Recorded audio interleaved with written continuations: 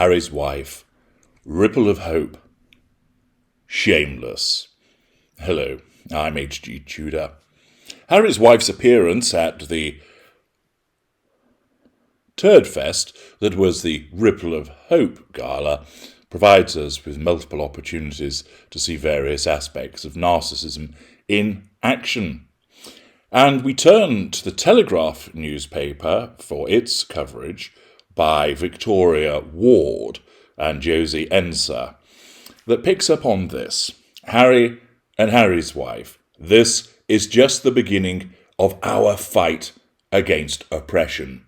Oh, such braveness do these two individuals exhibit as they selflessly fight against the oppression of being made to live in a £14 million mansion with 26,000 flushing toilets. Oh, what great gladiators they are to deal with the daily oppression of being able to afford ridiculously expensive clothing that doesn't fit properly. Oh, issue forth the clarion call on behalf of the downtrodden to ensure that Harry's wife deals with the oppression of a security detail, private jets, and being ferried around in gas-guzzling SUVs. The struggle is real. The oppression that she experiences on a daily basis is titanic, and it's little wonder that she receives such awards for her fighting such oppression. The article continues. The Duke and Duchess of Sussex have vowed that their fight against oppression was just beginning. Just beginning, you see. Well, what's quite interesting is that before I continue to talk about Harry's wife, I want to talk about me, H.G. Tudor, for a little while. I wanted to let you know that I will be receiving a World Cup winners' medal in the not-too-distant future. I haven't started playing for the national team in the World Cup, but it's on its way. I also wanted to let you know that probably around 2026, I'll be winning the Oscar for Best Actor. I haven't started acting yet, not in the conventional sense at least, but it's just the beginning of my acting career, and therefore I will win that award. Furthermore, I have been given an award for the Nobel Prize for Literature. I haven't written anything that was submitted to be assessed yet, because I'm just in the beginning of doing so. But I have been given the award. Similarly, I have been awarded 5 Olympic gold medals in relation to various forms of skiing at a forthcoming Winter Olympics, but I've been given them now because although I do ski, I haven't entered any of the competitions, but I'm at the beginning of doing so. And thus, I am going to be the recipient of so many awards as a consequence of the fact that I am just beginning those things. Because that's how it works, you know, with an award. You don't do the thing first and then get the award afterwards. Who on earth thinks that's the way that it works? Are you retarded?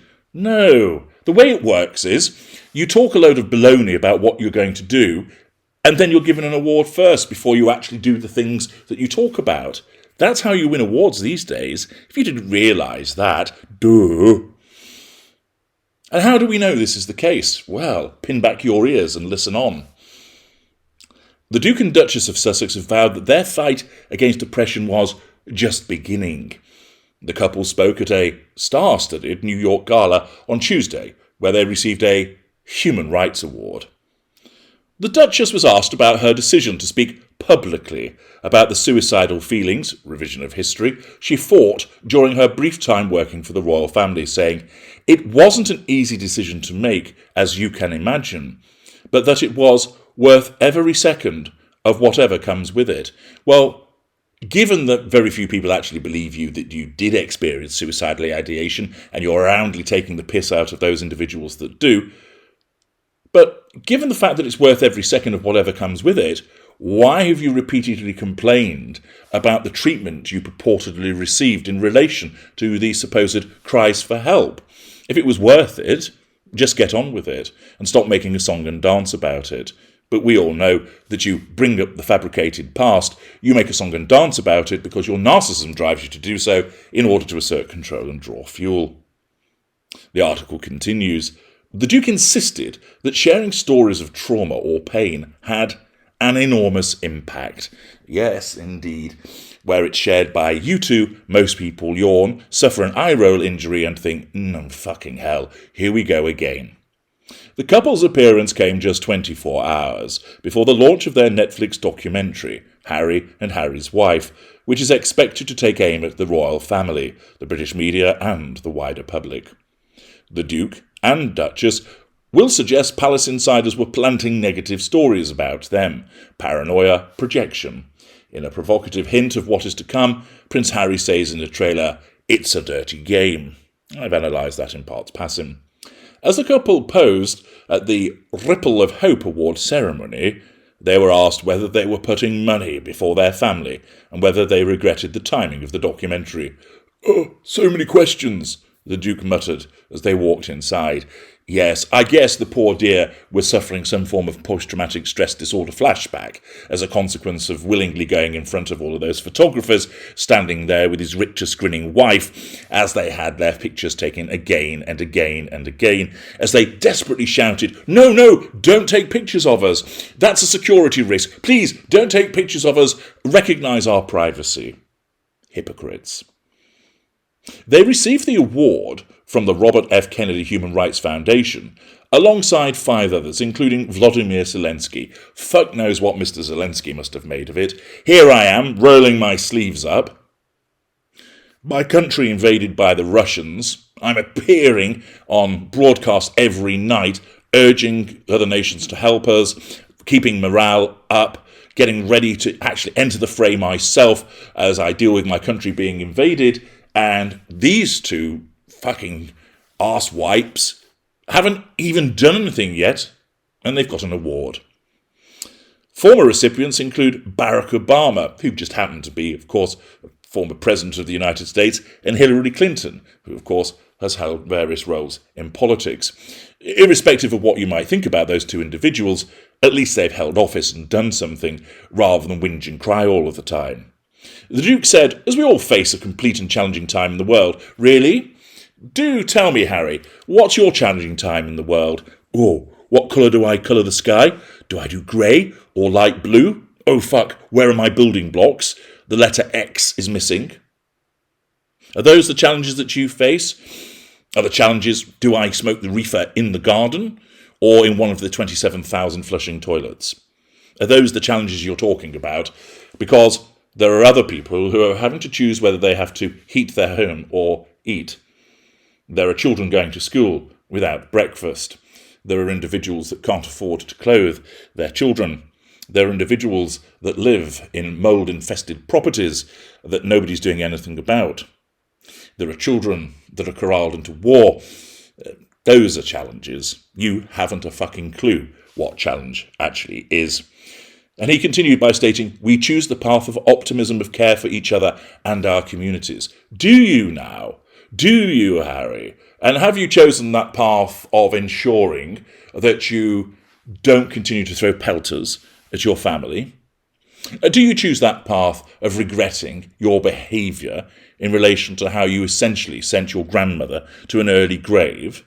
Do you regret your behaviour in allying with your narcissist wife so that you haven't demonstrated any care for people who have actually cared for you?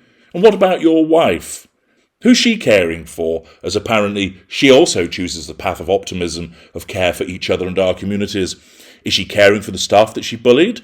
Is she caring for all of the people that have been recipients of the lies that she's told? Perhaps she cares about the stock footage that she's nicked from somebody else and passed off as her own in those ridiculous trailers.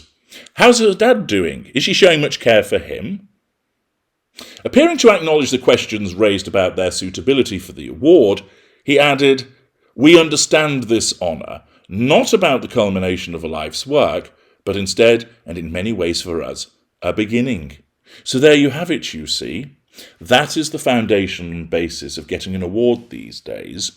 You get the award based upon what you are going to do, not what you have done. Arse about tit, but there we are.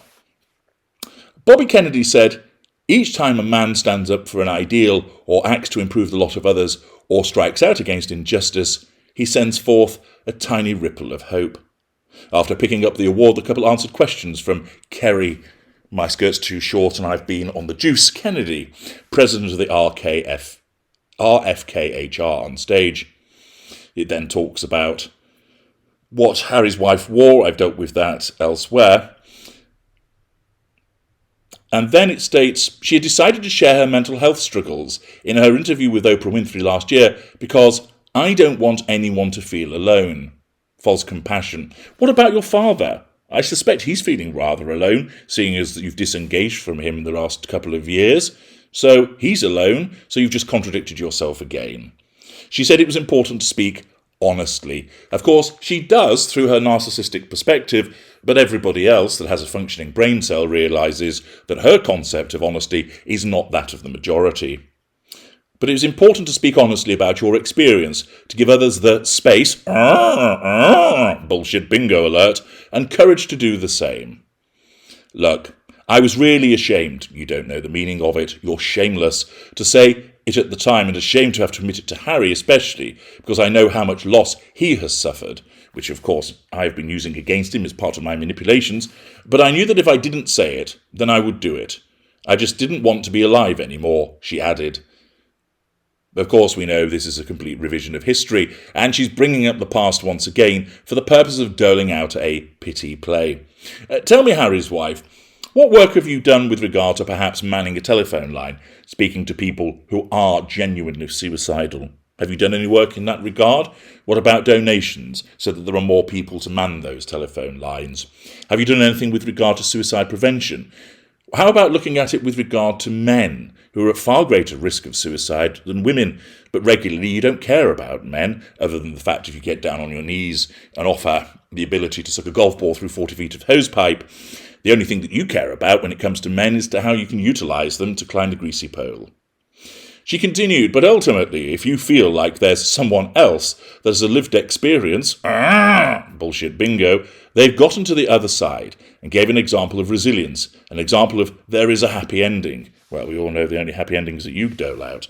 I think that's what most people are probably seeking out in those moments. What a happy ending as a consequence of the gentleman who hosted Deal or No Deal saying that your CV stated that you were a stripper and masseuse. Okay, that's why I made the decision to just say, if my experience can help someone else not feel the same way, or to know that there's hope, then it's worth every second of whatever comes with it. The Duke said that we live in a world in which sharing stories and experiences has an enormous impact, and that therefore, if you are in a position of influence or leadership, it is a great example to set. What do you mean? By seeing your wife's shitty behaviour, but being so brainwashed that you continue to be a party to it, so that you join in the telling of lies and smearing of your family. Okay, that's a great example to set. Hurrah for you. He added, 99% of people on planet Earth are dealing with some form of trauma, loss or pain, even more so since 2020. I doubt it's as high a percentage as that. Moreover, anybody dealing with any greater pain or loss will have been higher since your fucking wife came on the scene. But you've got to lead from the front. Right? Society, as we know, is not made up to encourage vulnerability. We collectively can heal together if we share our stories. Harry spouting the word salad that his wife has injected into his empty head. In a lighter moment, the Duke joked he thought he was taking his wife on a date night, underpinning his dim-wittedness, adding that he found it quite weird that we're sharing the room with 1,500 people. I'm sure you have a thing called a diary, you dim-witted ginger fucker.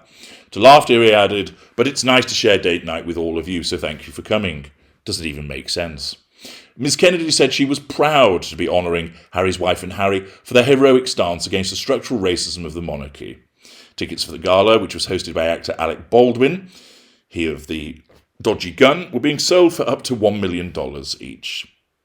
Asked what he admired about Prince Harry, Baldwin, who accidentally shot and killed cinematographer Helena Hutchins on the set of his film Rust, told reports that he appreciates who the fuck is Prince Harry. Oh, you mean that ginger twat over there that I just elbowed out of the way because he was in front of me in the queue for the drinks. Oh, right, yeah. What is I meant to say? Reaches down, pulls out a piece of paper. He handles difficult circumstances with the press without having too much difficulty. Wow, high praise indeed. He added, they obviously have chosen a different path, and good for them. Apparently it's the path of optimism, Alec. You should have been listening, and you would have known that. Shameless behaviour, isn't it? In terms of the way that these two have behaved. And, of course, all of the utter errant nonsense that has been spouted by them. But this is the Telegraph, which invariably attracts a better standard of commenter. So let's go below the line. There are nearly 3,000 comments, so I'm not going to go through all of them, but give you a taste.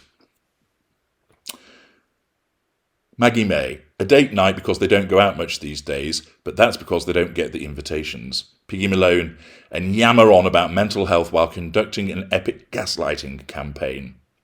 Richard Simmons, what an utter disgrace to compare this pathetic, ungrateful, whinging, money-grabbing duo with Mr. Zelensky. They know nothing of resilience or moral courage, and have behaved appallingly towards Harry's family. This award has been given with no proof of racism or lack of help for Harry's wife's mental health issues.